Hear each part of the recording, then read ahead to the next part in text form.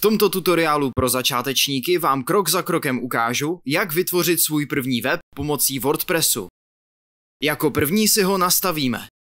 Poté se podíváme na ovládací panel, abyste pochopili, kde se vše nachází a jaké funkce máte k dispozici. Dále nastavíme základní konfigurace, které by měl mít každý web na WordPressu. Jakmile zvládneme základy, ukážu vám, jak používat různé funkce platformy k navrhování webu podle vašich představ. Na konci tohoto tutoriálu budete mít kompletní přehled o WordPressu a budete připraveni vytvořit svůj vlastní web. Pojďme začít. Nejprve začneme instalací WordPressu. Pokud ho už máte nainstalovaný, můžete tuto část přeskočit. Timestampy najdete v popisu videa. WordPress je bezplatný software, který vám umožňuje vytvářet webové stránky. Musíte ho ale někam nainstalovat. Pokud chcete, aby byl váš web dostupný na internetu, musíte ho nainstalovat na server. Tento server uchovává veškerá data vašeho webu, tedy samotnou instalaci WordPressu. Všechny vaše stránky, obrázky, texty a podobně.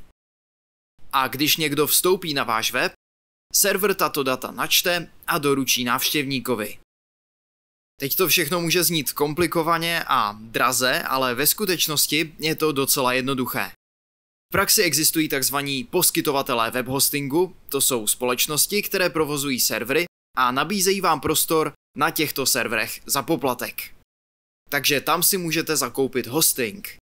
Tento hosting stojí něco mezi 76 a 378 korunami měsíčně. Kromě toho také potřebujete doménu. Doména je název vaší webové stránky. Například doména Facebooku je facebook.com. Potřebujeme ji, aby návštěvníci věděli, kde váš web najít. Doména stojí přibližně 378 korun ročně a také ji lze zakoupit od poskytovatelů webhostingu. Jakmile máte doménu a hosting, můžete WordPress nainstalovat jen několika kliknutími prostřednictvím vašeho poskytovatele hostingu.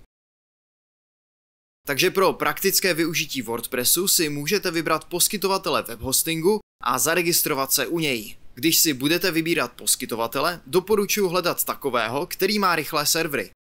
Na Google si můžete vyhledat recenze, abyste to zjistili. Taky byste se měli ujistit, že hosting nabízí SSL certifikát. Pokud si nejste jisti, jakého poskytovatele zvolit, může to být trochu matoucí, protože existují stovky webhostingových společností. Aby vám s tím WordPress pomohl, zveřejnil seznam doporučených hostingových společností na svých webových stránkách. Tento seznam najdete na wordpress.org, když kliknete na hosting. Jsou to společnosti, které WordPress otestoval a schválil, takže tady máte jistotu. Z těchto poskytovatelů mám opravdu rád Hostinger. Hostuju tam mnoho svých projektů, tak se na něj podíváme. S Hostingerem jsem velmi spokojený už několik let a můžu ho vřele doporučit. Nabízejí férové ceny a jejich servery jsou velmi rychlé. Poskytují taky 30denní záruku vrácení peněz, což je skvělé, pokud teprve začínáte a ještě si nejste úplně jistí. V tomto tutoriálu budu používat Hostinger, ale pokud máte jiného poskytovatele, stačí zjistit, jak se zaregistrovat, jak nainstalovat SSL certifikát a jak nainstalovat WordPress. Potom můžete pokračovat ve sledování videa. Pokud chcete Hostinger vyzkoušet, velmi bych ocenil, kdybyste klikli na první odkaz v popisu videa nebo v komentářích. Je to můj affiliate odkaz, což znamená, že dostanu malou provizi, pokud na ten odkaz kliknete. Vás to nebude stát nic navíc a mě to pomůže.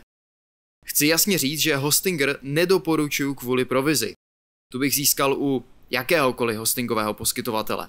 Ale protože Hostinger používám pro své vlastní projekty a opravdu se mi líbí jejich služby, tak si myslím, že je správné ho doporučit. Navíc ho doporučují i tvůrci WordPressu. Takže pokud kliknete na ten první odkaz v popisu videa, opravdu to ocením, protože mi to pomáhá vytvářet tyto bezplatné tutoriály. Takže za to vám děkuju. Teď si jedeme dolů a podíváme se na 3 různé plány a na to, co obsahují. Plán Cloud Startup je pro většinu lidí, kteří začínají, zbytečně moc. Hlavní rozdíl mezi plánem Premium a Business je ten, že plán Premium nabízí SSD úložiště a plán Business nabízí NVMe úložiště. SSD úložiště je už velmi rychlé a nabízí ho většina dobrých hostingových poskytovatelů. NVMe je novější technologie a je výrazně rychlejší. S tímto úložištěm tedy získáte ještě vyšší výkon. Plán Business taky obsahuje vestavěné CDN.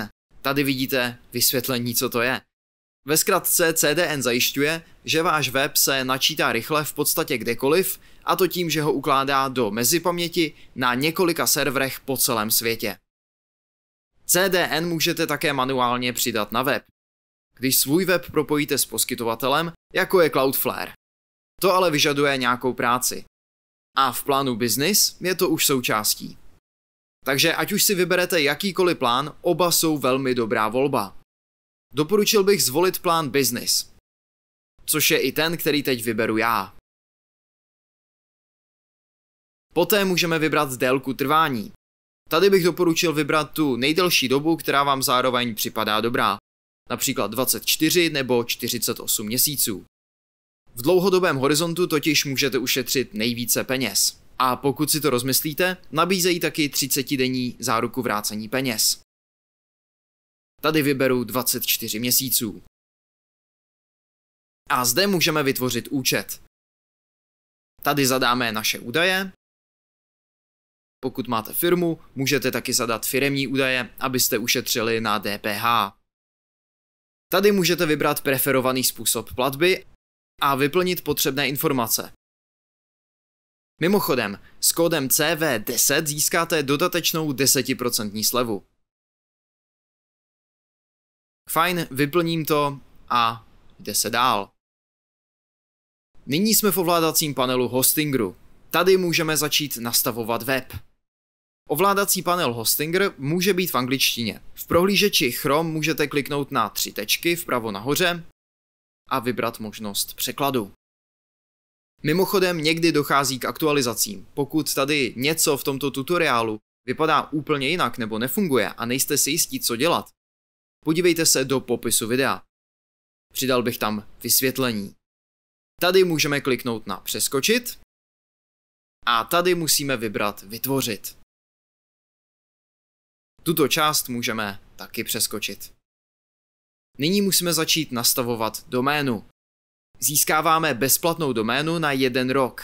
Pokud ještě nejste připraveni se rozhodnout, můžete si zde taky vybrat dočasnou doménu a skutečnou doménu zaregistrovat později. Tady můžeme zadat požadované jméno domény a bude vám nabídnuto mnoho možností. Tyto možnosti představují různé koncovky domén. Můžete si všimnout, že některé koncovky chybí.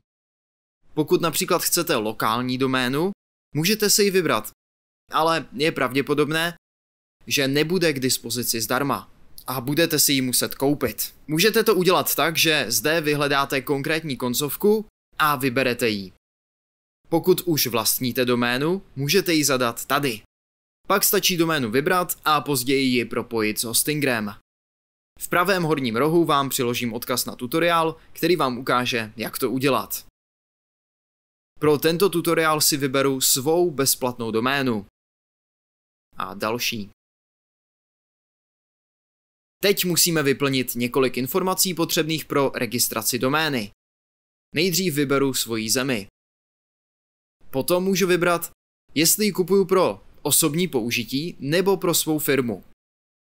A pak můžeme pokračovat na další krok. Zde můžete jednoduše zadat své kontaktní údaje a kliknout na dokončit registraci. A nyní se doména registruje. V tomto kroku můžeme vybrat, kde by měl být náš server umístěn.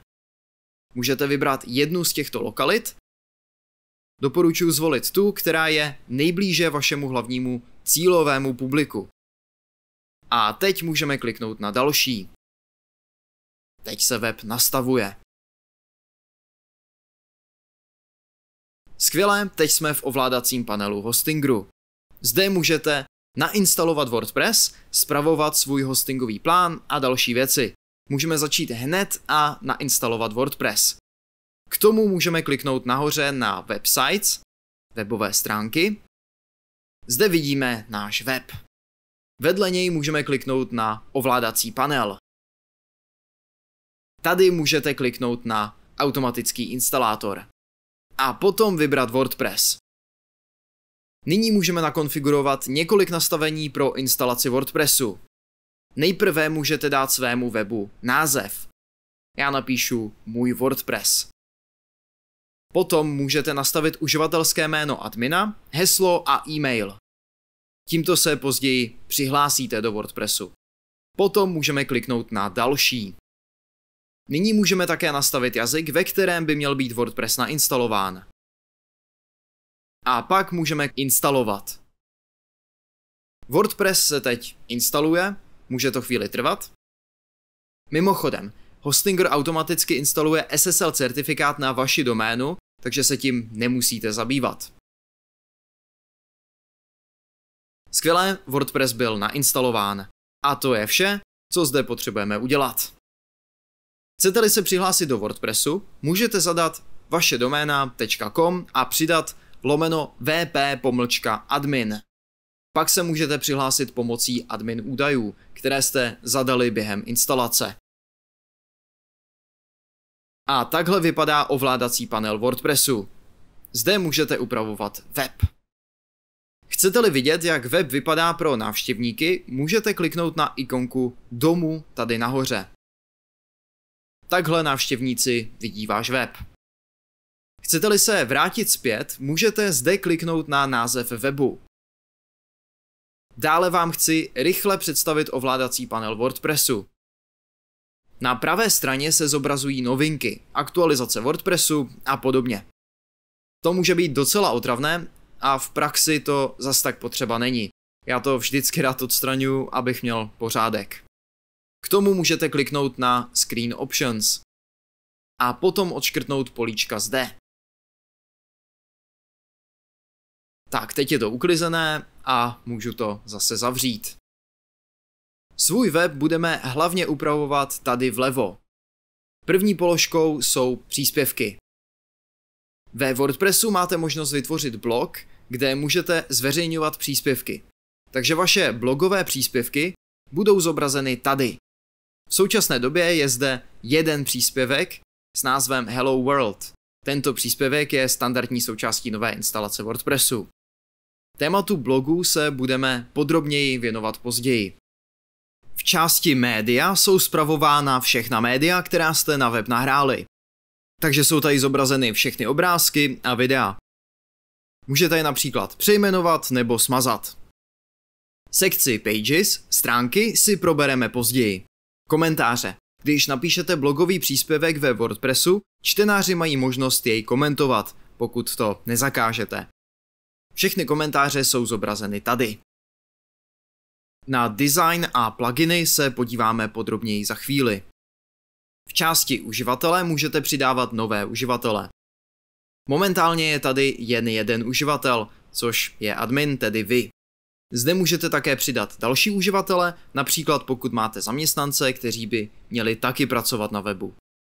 Můžete také upravit stávající uživatele, například aktualizovat heslo. Nástroje jsou potřeba jen zřídka, takže je můžeme prozatím přeskočit. Nakonec máme nastavení. Když máte novou instalaci WordPressu, doporučuji začít s několika základními nastaveními. Pojďme se na ně teď podívat. Otevřu zobrazení webu ve frontendu v nové záložce. Zde můžete vidět, že nahoře je napsáno Můj WordPress, to je název webu. Můžeme to přizpůsobit. K tomu můžeme přejet myší na nastavení a kliknout na obecné. Zde nahoře vidím název webu a podtitul. Do názvu webu bych mohl například přidat název své firmy nebo něco podobného. Napíšu Tvorba webů. Podtitul by mohl být slogan vaší firmy, nebo ho můžete nechat prázdný a nic se tam prostě nezobrazí. Já ho nechám prázdný. Je důležité, abyste neupravovali adresu WordPressu a adresu webu. Pokud byste to udělali nesprávně, mohlo by to způsobit pád vašeho webu. Proto je nechte tak, jak jsou. Pak přejdu dolů a kliknu na Uložit změny. A když stránku obnovím, název se tady změnil. Perfektní. Název webu a podtitul můžete změnit i později, pokud budete chtít. Další nastavení, které bych upravil, je také v nastavení pod trvalé odkazy. Zde byste měli vybrat název příspěvku. Výběrem názvu příspěvku bude například vaše kontaktní stránka dostupná na vašedoména.com/kontakt. Pokud byste vybrali jinou možnost, jako například den a název, vaše kontaktní stránka by byla dostupná na vašedoména.com/2024-07-15/kontakt. To je mnohem komplikovanější, může to způsobit problémy s odkazy a není to úplně ideální pro optimalizaci pro vyhledávače. Proto byste měli vybrat název příspěvku. Nezapomeňte to uložit. Tohle jsou nejdůležitější nastavení, která byste měli určitě nakonfigurovat. V nastavení jsou další možnosti, například časová pásma, ale to nás teď tolik nezajímá. Pokud chcete, můžete si je projít. Dále se podíváme, jak fungují stránky. Obvykle máte domovskou stránku a poté další podstránky, jako například kontakt, služby nebo o nás. Zde v části stránky vidíte přehled svých stránek. V současné době máme zásady ochrany osobních údajů a ukázkovou stránku. Tyto stránky jsou součástí nové instalace WordPressu. Ukázková stránka není nutná, takže ji můžete smazat kliknutím na Přesunout do koše. Pokud chcete přidat stránku, můžete kliknout na Přidat novou. Teď můžu kliknout na křížek. Jsme v režimu celé obrazovky, což je důvod, proč není viditelný levý postranní panel. Pokud to chcete vypnout, můžete kliknout na 3 tečky nahoře a poté na režim celé obrazovky. Skvěle. Nejprve můžete dát nové stránce název. Můžeme začít s domovskou stránkou, takže napíšu domů. Poté můžu kliknout 2krát na publikovat.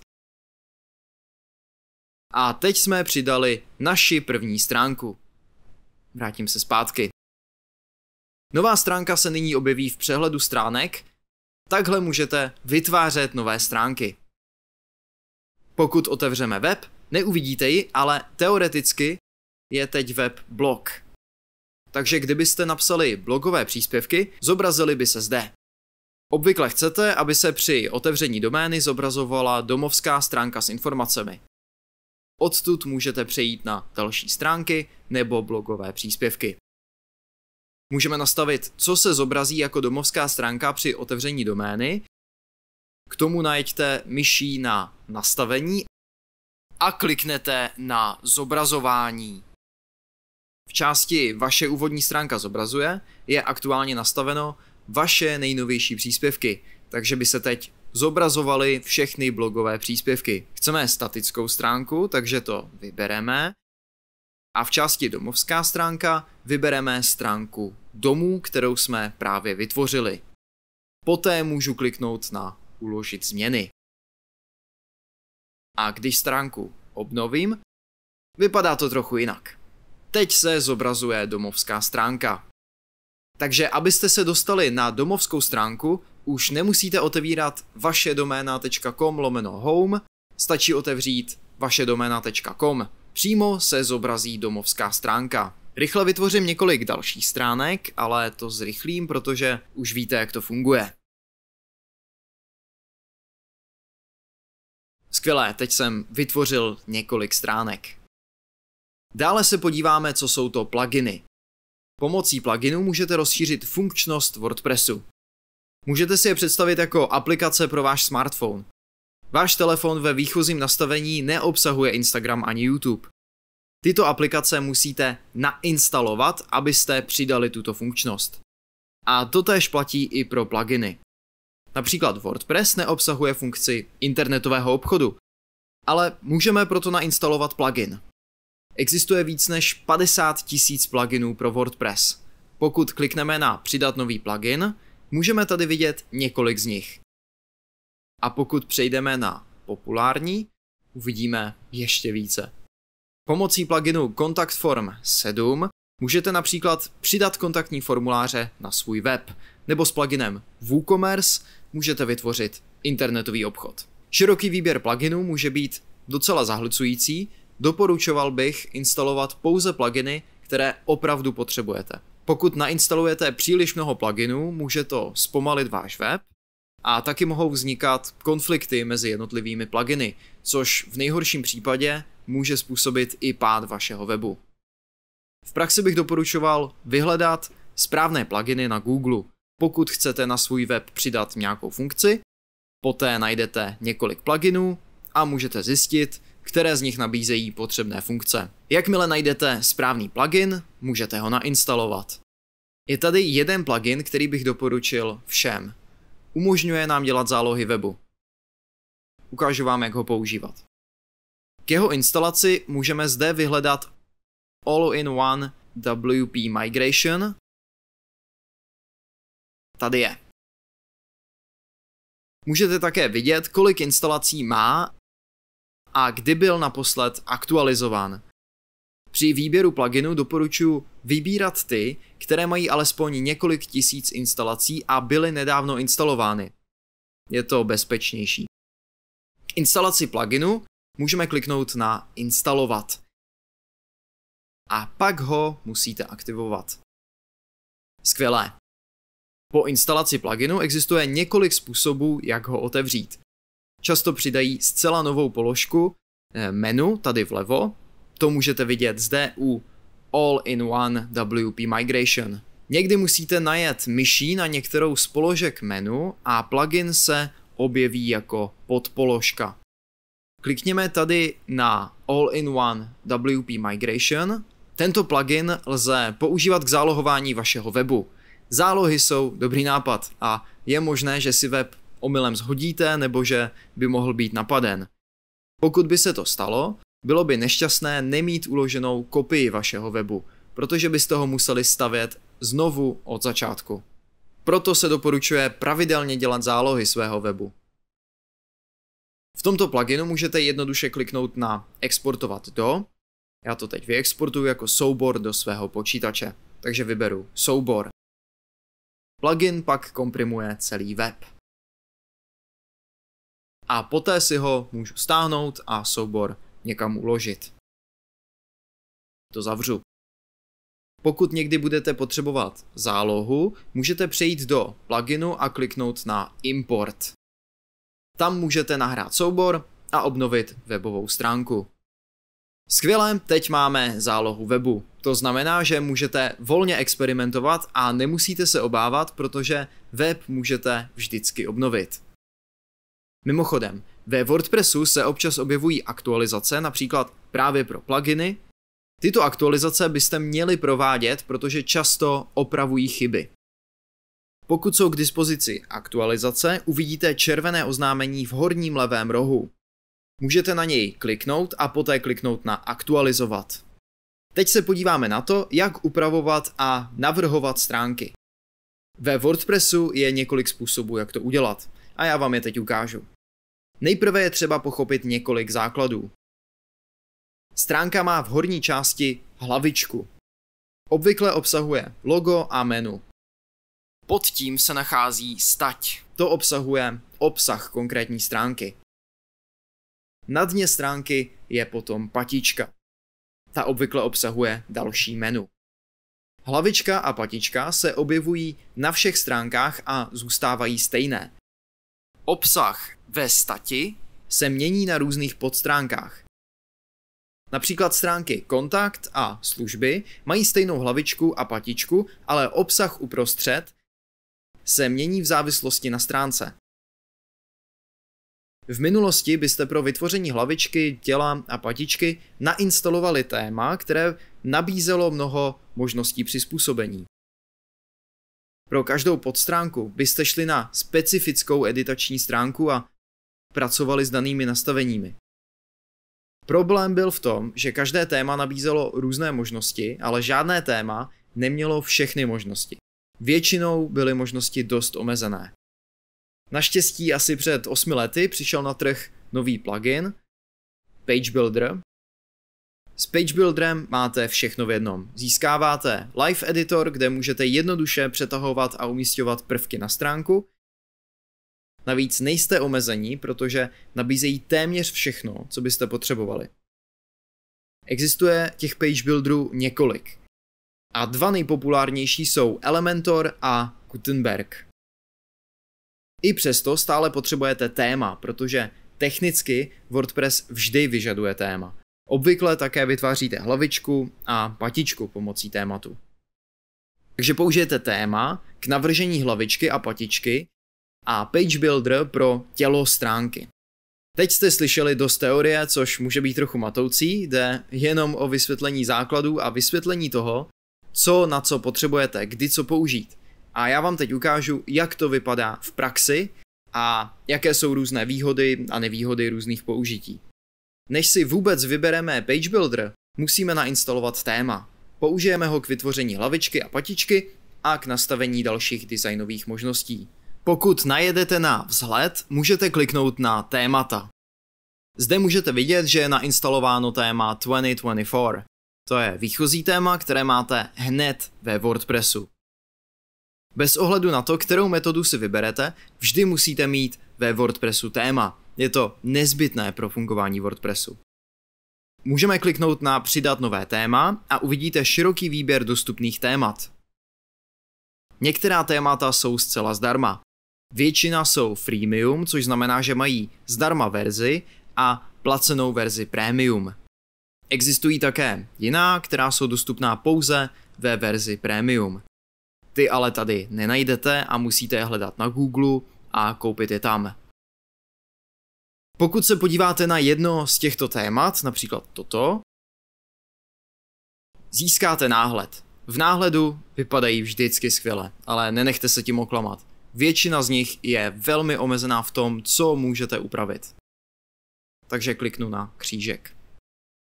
V dnešní době stačí nainstalovat téma, které dobře funguje, s Elementor nebo Gutenberg a se kterým můžete vytvořit dobrou hlavičku a patičku. Existuje spousta možností, například OceanVP, Astra nebo Kadence. Je v podstatě jedno, které si vyberete, jsou si velmi podobné. Já mám dobré zkušenosti s Astrou. Toto téma můžete použít téměř na cokoliv, ať už chcete vytvořit blog, webovou stránku nebo dokonce online obchod. Můžete vytvořit pěkné hlavičky a patičky, je to rychlé a bezpečné. A taky funguje s Elementorem a Gutenbergem. Abych vám ukázal témata obecně, nainstaluju Astra. A musím ho aktivovat. Skvělé. Pokud teď obnovím stránku, vypadá to už jinak. Ne moc lépe, ale na tom můžeme pracovat. Teď nemusíme s tématem moc pracovat dál. To přijde později. Nejdřív vám chci představit, jak funguje Elementor. Elementor je plugin, takže ho musíme nejdřív nainstalovat. Můžeme znovu přejet myší přes pluginy a kliknout na přidat nový plugin. Tady můžu hledat Elementor.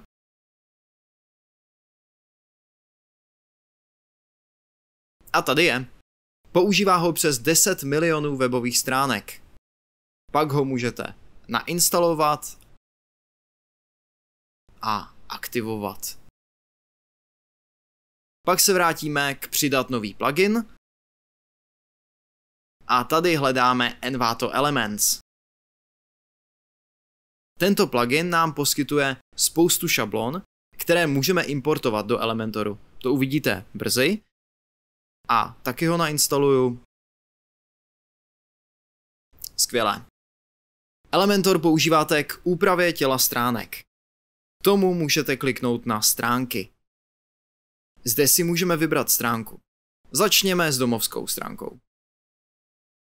Tady můžeme kliknout na upravit s Elementorem, tady nahoře. A tady je, jak vypadá editor Elementor. Tady nahoře je hlavička a dole je patička. Ty nyní nebudeme upravovat, to uděláme později v tématu. Ale s Elementorem můžete snadno vytvářet a navrhovat tělo každé stránky pomocí funkce drag and drop. Elementor nabízí neuvěřitelné možnosti. Rád bych vám ukázal, jak vytvořit celou stránku, ale realisticky by to trvalo aspoň 45 minut. Vměstnat to do 15 minut by vám nepomohlo. Ale rychle vám ukážu základy. Pokud vás to bude zajímat, přidám odkazy na podrobnější tutoriály do popisu videa. Pokud například chci na stránku přidat text, můžu vybrat nadpis vlevo, držet ho a přetáhnout na správné místo. Poté se otevře editační menu vlevo a můžu přizpůsobit text. Například můžu napsat něco jiného nebo zvětšit text. S Elementorem můžete vytvářet a přizpůsobovat téměř cokoliv, co si dokážete představit. Existují dokonce předem vytvořené stránky, které můžete plně importovat a pak už jenom přizpůsobíte obsah a design podle svých potřeb. Proto jsme nainstalovali plugin Envato Elements. Nabízí spoustu těchto šablon. Pro jejich zobrazení můžete kliknout na tuto zelenou ikonu. Zde můžeme například vybrat bloky.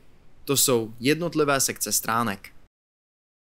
Můžeme začít s Hero sekcí a tady si můžu jednu vybrat a jedním kliknutím ji importovat na svou stránku. Nyní máme tento blok na naší stránce. Tady bych například mohl přizpůsobit text kliknutím na něj a napsáním něčeho jiného. Pokud se mi něco nelíbí, můžu na to kliknout pravým tlačítkem myši a vybrat smazat. Můžu také přidat widget Google Maps. Tím, že si ho vyberu a přetáhnu na správné místo.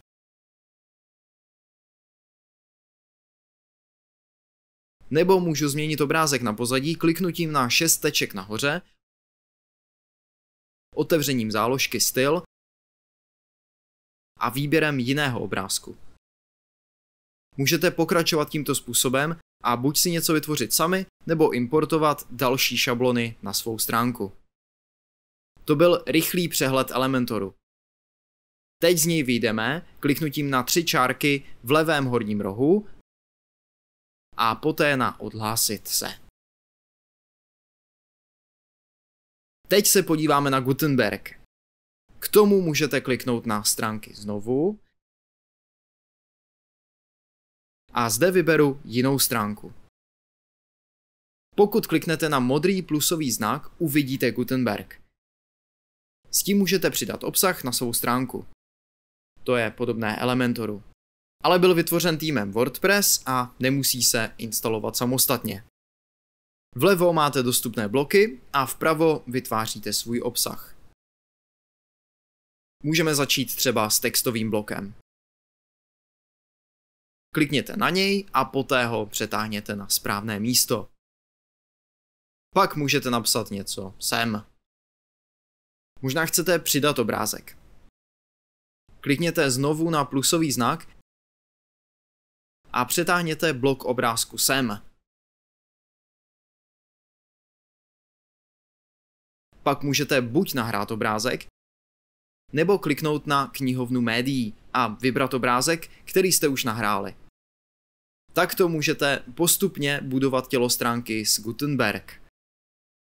Existuje také možnost rozšířit funkčnost Gutenberg o další pluginy, jako je Spectra.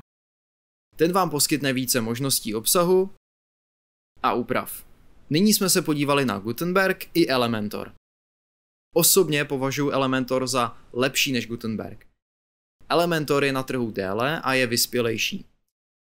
Nabízí víc možností přizpůsobení a designu a je mnohem intuitivnější. Gutenberg se zlepšuje, ale podle mého názoru je Elementor pořád lepší. Jedinou drobnou nevýhodou Elementoru je to, že stránky se mohou načítat o něco pomaleji než u Gutenbergu.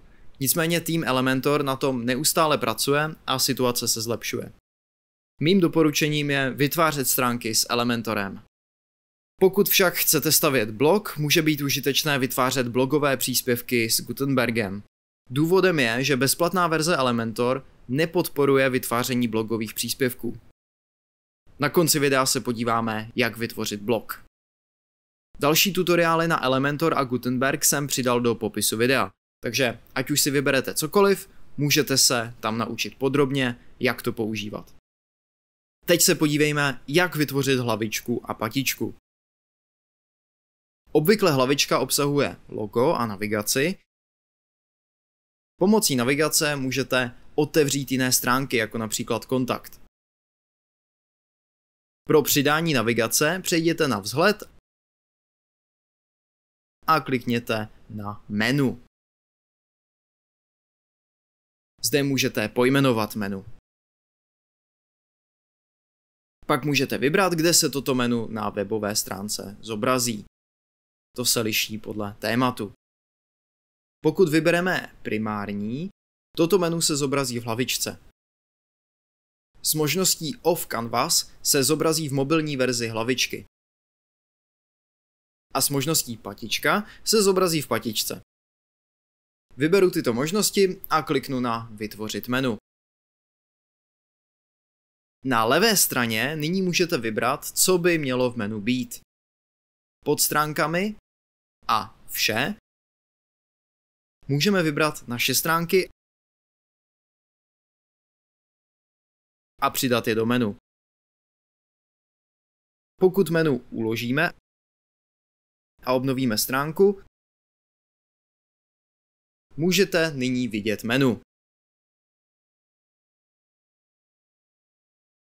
Také můžete změnit pořadí položek v menu tím, že je přetáhnete. A můžete vytvořit podmenu tím, že položku přetáhnete doprava. Kromě stránek můžeme do menu přidat také další věci, například blogové příspěvky nebo vlastní odkazy. Zde můžete specifikovat název, který by měl být v menu zobrazen, například YouTube. A pak kam by měl odkazovat, takže například youtube.com. A uložím to. A když obnovím stránku, nyní mám podpoložku a také položku YouTube. Pokud chcete vytvořit více menu, není to problém. Klikněte na Vytvořit nové menu. Takto můžete vytvořit menu pro patičku a jedno pro hlavičku. Teď, když máme menu, dalším krokem je podívat se, jak přizpůsobit design hlavičky a patičky. To se dělá v takzvaném přizpůsobiteli. To je editor tématu. Přístup k němu získáte tím, že přejdete na vzhled a kliknete na Přizpůsobit. Je důležité si uvědomit, že nastavení se vztahují na všechny stránky. To znamená, že věci, které upravujete v Elementoru nebo Gutenbergu, se mění pouze na konkrétní podstránce, na které pracujete. Nastavení z editoru se aplikují na celou webovou stránku. Možné nastavení se vždy liší podle tématu, které používáte, ale základní funkčnost je podobná.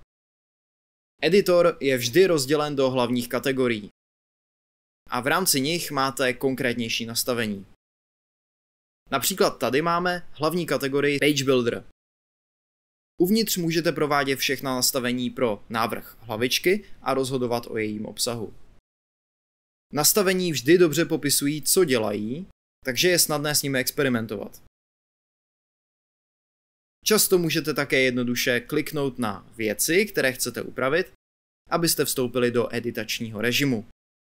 Například můžu kliknout na název webu, abych ho upravil, nebo nahrál logo. Nebo můžu kliknout na ikonu ozubeného kola v dolní části, abych upravil sloupec, kde jsou logo a menu. Pokud se dvakrát vrátíme zpět, uvidíme taky Footer Builder. Tento nástroj můžete použít k přizpůsobení patičky. Jelikož se jedná pouze o úvodní video k WordPressu a editor se liší podle tématu, nemá smysl ukazovat podrobně, jak nastavit hlavičku a patičku. Pokud však zhlédnete některé z videí uvedených v popisu videa, uvidíte přesně, jak to funguje. Můžete si to taky snadno vyzkoušet sami, protože jednotlivá nastavení popisují, co dělají. Takže to uložíme. A k opuštění editoru klikněte na křížek. Dřív jsem zmínil, že můžete s WordPressem vytvořit blog. Podívejme se na to podrobněji. Klikněte na příspěvky. Nejprve musím vysvětlit kontext. Blog je jednoduše stránka, kde se zobrazují různé blogové příspěvky. Blogové příspěvky si můžete představit jako novinové články. Mají název, datum a obsah. Například bych mohl mít blog o vaření a jeden příspěvek by mohl být 10 nejlepších receptů na pizzu. Je třeba nějakým způsobem organizovat tyto blogové příspěvky. Existuje několik způsobů, jak to udělat. Obvykle máte stránku blogu, to je jednoduše stránka, kde jsou všechny vaše příspěvky chronologicky seřazeny podle data publikace. Nejnovější se zobrazují nahoře. Je také možné organizovat blogové příspěvky přesněji. K tomu můžete vytvářet kategorie a přiřazovat k nim blogové příspěvky. Pokud byste měli blog o pečení, mohli byste přidat kategorii pro koláče. Jednu pro sušenky a jednu pro chleby. Pak, pokud napíšete blogový příspěvek o chlebu, můžete ho přidat do kategorie chleba. A když návštěvník otevře kategorii chleba, uvidí pouze blogové příspěvky v této kategorii. To je základ. Pro přidání nového příspěvku klikněte na Přidat nový příspěvek. Můžete mu dát název, stejně jako u stránek. A můžete ho vytvořit například s Gutenbergem. Na pravé straně můžete také přidat blogový příspěvek do kategorie. Vytvoření blogu zahrnuje spoustu věcí. Musíte se postarat o design. Potřebujete systém pro organizaci článků. Také musíte optimalizovat blog pro Google, pokud chcete, aby lidé našli vaše blogové příspěvky prostřednictvím vyhledávacích dotazů. To může být užitečné, ale také to vyžaduje určitou práci. Pokud chcete vytvořit blog, v popisu videa najdete odkazy na některé návody. To jsou základy, které potřebujete vědět o WordPressu. S těmito znalostmi byste měli být schopni začít.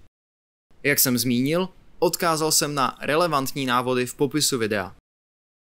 Jakmile máte základní nastavení hotové, dole se můžete podívat na body, kde můžete pokračovat. Díky za zhlédnutí, pokud máte nějaké dotazy, neváhejte zanechat komentář a pokud se vám video líbí, opravdu bych ocenil palec nahoru a odběr. Mějte se.